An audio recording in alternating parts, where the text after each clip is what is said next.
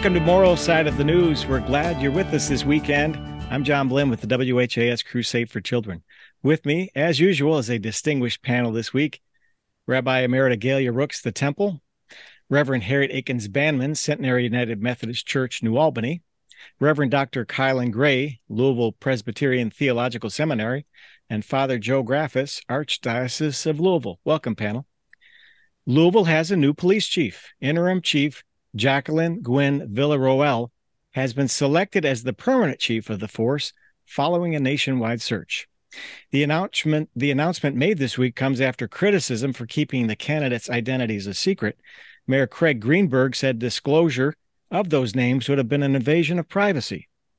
So, panel, let's turn to you and hear your thoughts about the new chief and your hopes for the future. Well, first of all, I want to congratulate the new chief, Chief Villaroel, for her assignment. It's historic, and it is, I guess, a witness also of the work that she was able to do as an interim chief. Things didn't fall to pot, with her in leadership. There's a lot to say about the process still yet.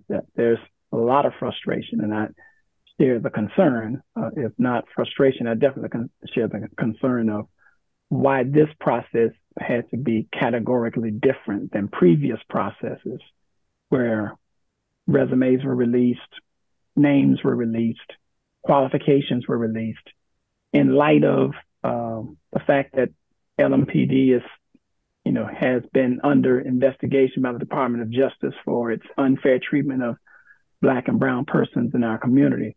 The community deserved to know who was being considered. The only way that we knew that the new chief, Villaroel, was considered is because she said it. She said it in an interview and mentioned that she was very interested, to her credit, that she was very interested in the position.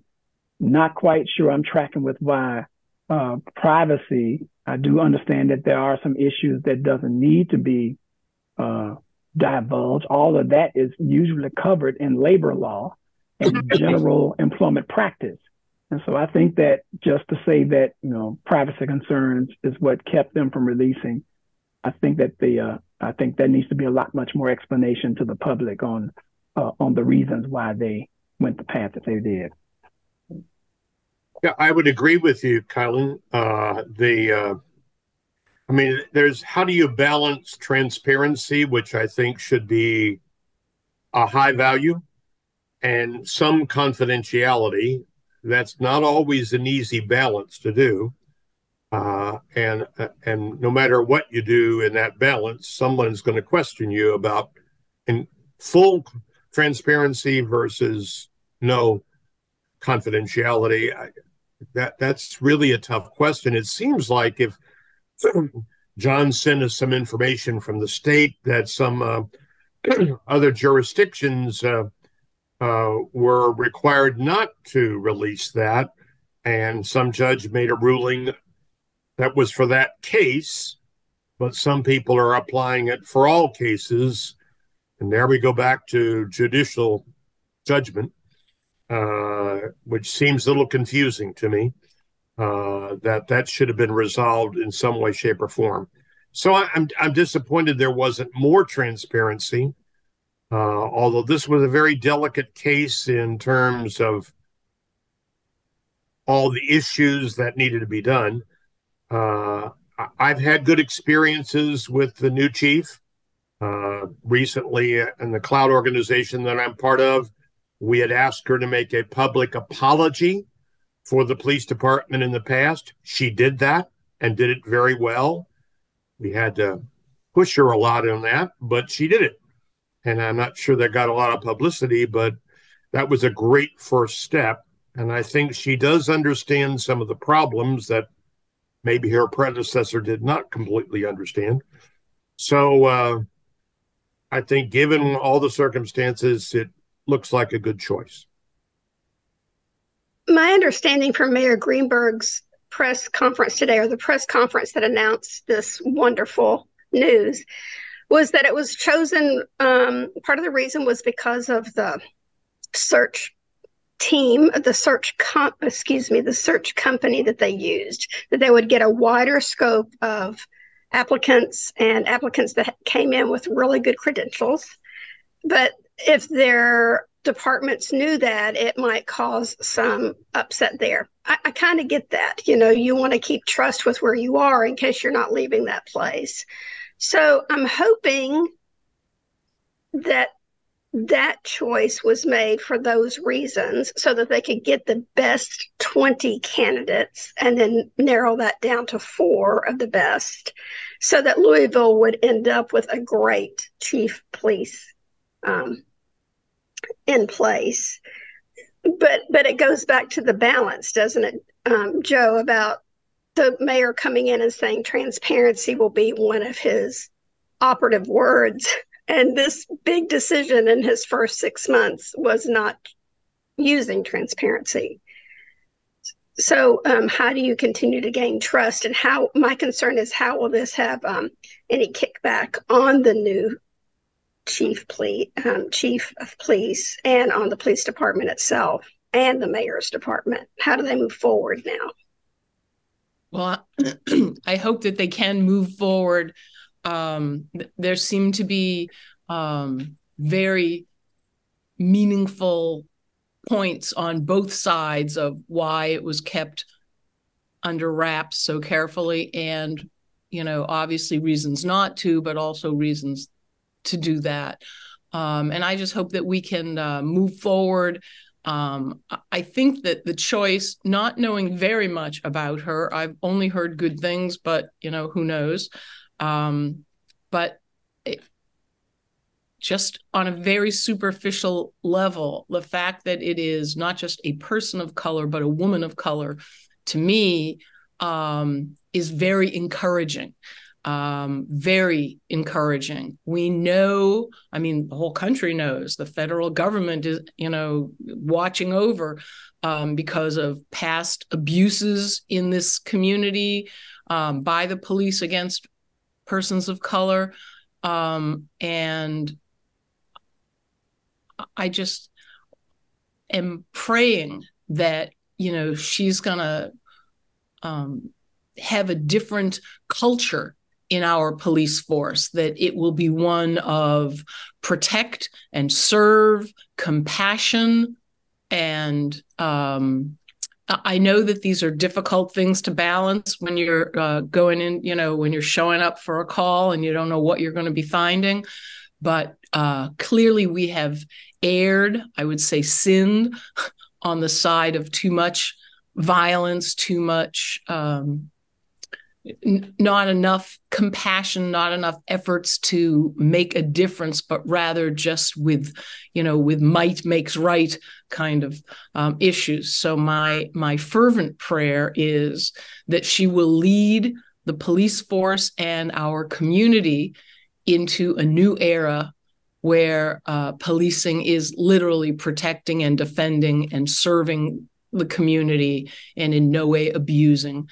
And I give the mayor kudos for what, from a total outsider perspective, looks to me like a very wonderful choice. And I wish them all the best of luck, because, I think that, Louisville wants to be this compassionate city, this, embracing fairness and justice, and it has that potential. It really does. I think that the new chief can really help with with dealing with any type of potential pushback or kickback from their process. I also think that if there were issues of confidentiality that needed to be maintained, I think that there was still room for the mayor's office to state that without divulging confidences, just to state what the process is going to be. We're not going to be releasing names, and here's why. Mm-hmm. Here are some issues. If the issue is that there needs to be confidentiality with candidates who are coming from other departments, that can be said, that could be stated, but I don't know. It just seems to me that was not stated before, that when the questions were being made of the mayor's office, that vague answers were given. And vague answers are never a good public relations strategy, especially when you're dealing with public leadership that's paid with tax dollars, that is going to impact everyone's lives with the way that the department is led as it relates to any type of public service. There needs to be as much transparency and much information as given. We all understand that there are confidences that must be maintained and must be for personnel processes.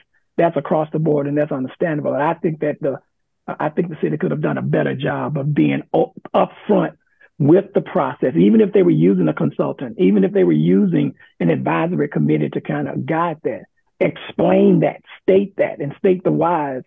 I think it would have gone a much better way.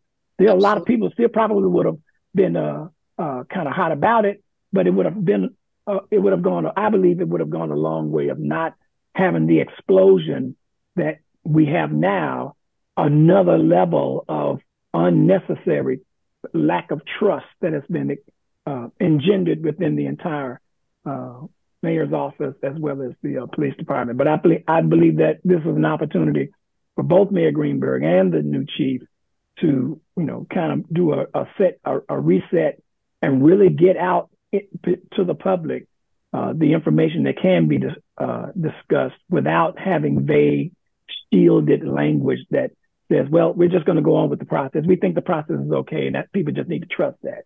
That never works within public service. Especially when one of your campaign platforms was, what we need is transparency. Yeah. Even without that. I mean, transparency, sunshine is the natural disinfectant. That's where I was going with Gaylia. If you're going to do the process in this way, then erase the word transparency from the way in which you're going to run your government, right? Or the way in which you're going to do things, or at least be forthcoming at the top of the process. I mean, all the mayors, just exactly what Kilen said, all the mayor's office needed to do was say, there are people who are in other departments and they're not going to get the job, and, it would harm their, I think people could understand that. They may not like it, but at least it would have turned down the volume, the intensity of people's fear and mistrust, which I don't think is necessarily directed against Mayor Greenberg. I think it's directed against, Louisville government in general over the past, where we have, not had a lot of transparency in areas where it was needed. Well, and this whole conversation shows us that this issue is in the way of the confetti that we should be throwing in the air, celebrating this announcement and this movement for the city of Louisville. But we're not.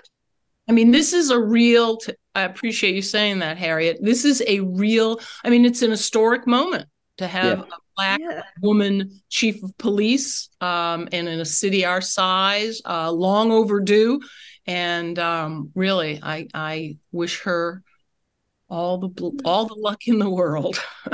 One of the things that I think may be a blessing in all of this with her is that you may or may not be known, although I think a lot of it should be more transparent. An organization I work with has been working with Metro Council about a truth and transformation process. And the Metro Council put $500,000 into this about 15 months ago. It's not been publicized anywhere, although the chief knows very much about it and seems to be in favor of it, how to get the community together in small groups to build the bridges between the police department and various communities. Now, that's been around for 15 months and the money's there, but it hasn't been fully implemented. And I don't know whether it's because, we don't know what the police chief is going to be and all that kind of stuff. But now we're certainly going to push that hard to say, okay, let's take this out of the closet and let's make sure this is implemented the way to get the community and the police departments. And I think they've made some steps, but there's much more detail in the plan than they have implemented so far. She's aware and said she's in favor of it. We'll see. Well, here's the thing that I love about this election. I think there were a lot of applications that were submitted, a good number of applications that were whittled down to 4 finalists. I think that's what the facts are. And she stood above the rest.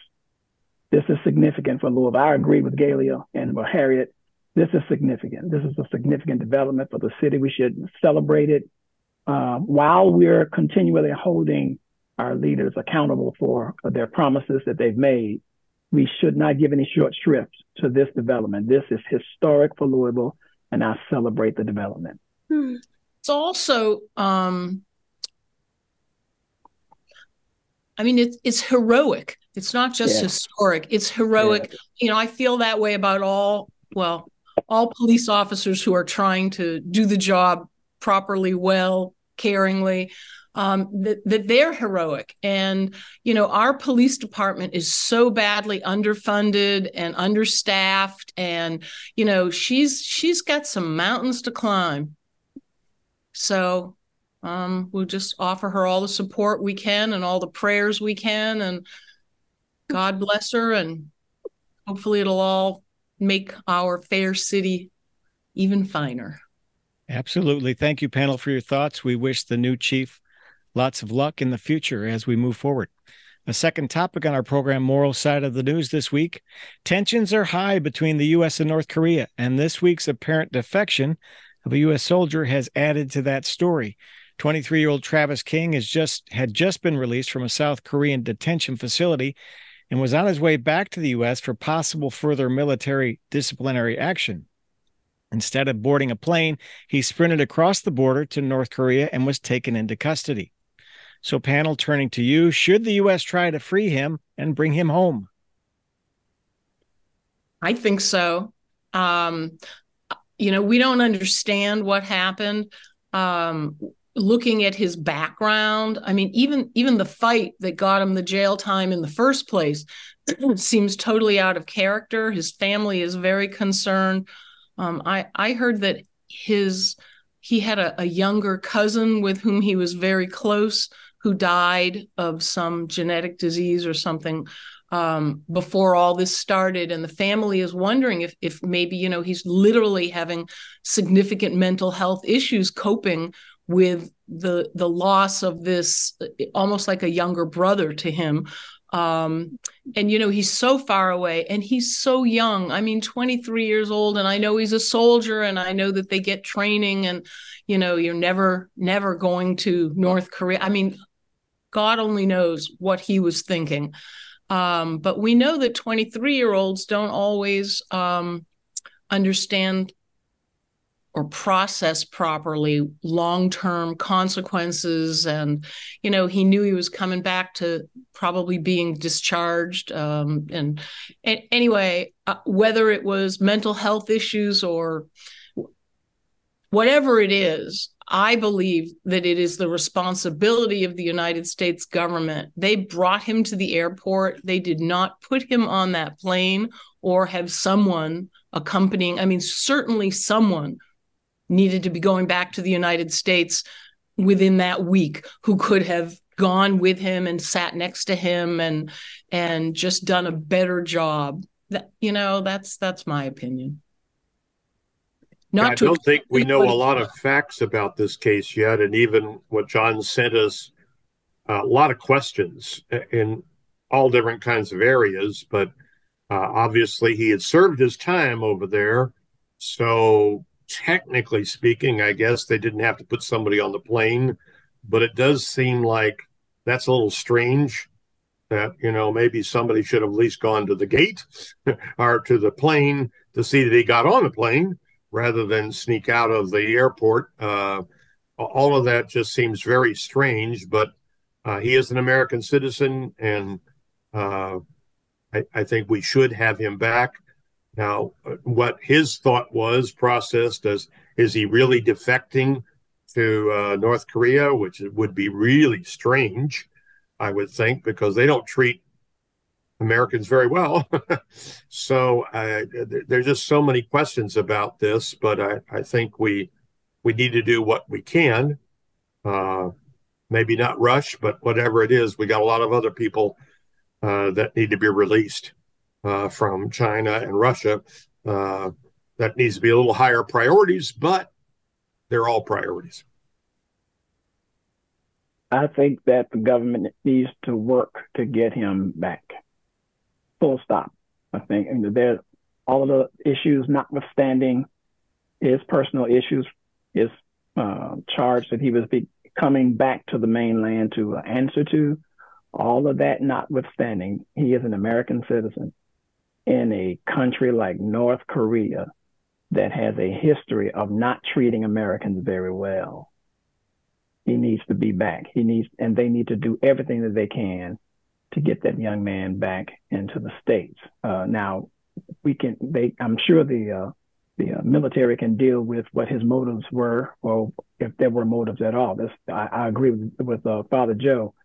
There's a lot of questions I have about this. Just from the information that has been released, it just does not go together. There's just a lot of gaps and unanswered questions. I feel really creepy about this story. About I don't want to begin to start formulating ideas that this is the released information about this, and this is not really what really happened. I mean, because how do you get a person to an airport and leave that person by themselves? That is just so much about this that it just doesn't measure up with me. All of that being said, it is clear to me that we need to get him back, get him out of North Korea and back to the mainland. And one of those gaps is that at some point he purchased a ticket to go on this tour. So how does that happen? And the other point that I'm left wrestling with is the actions of this young man, this soldier, has now heightened an already smoldering fire between North Korea and the United States. And in this era of such factious thinking and war, it is frightening to think, when does that other country come to a tipping point? How much closer does this put that to the tipping point? How do we diplomatically handle this and yet care for this one who is our own son? It is a bit frightening to think about the bigger picture for me as I read this story. All right, panel, thank you. We'll see what happens with that. We have a third topic and about 5.5 minutes left in our program. Thanks for watching and listening to Moral Side of the News. Cybersecurity. So the next electronic device you buy may have a cyber trust label.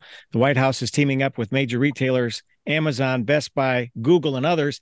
The idea is to have items like baby monitors, home security cameras, fitness trackers, TVs, and more all be less vulnerable to hacking. Panel, do you think this will work? No. This is a whole area that is really under question because the hackers seem to be incredibly good.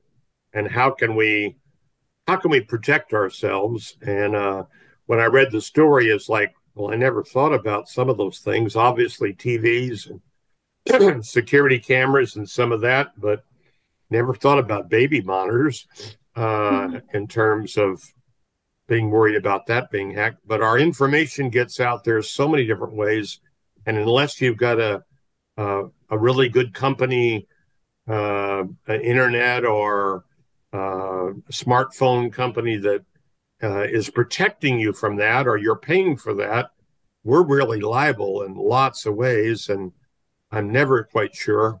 I'm still a little nervous about banking online sometimes, even though my bank seems to have a pretty good security system. But these days, artificial intelligence, that's another whole question, but crazy.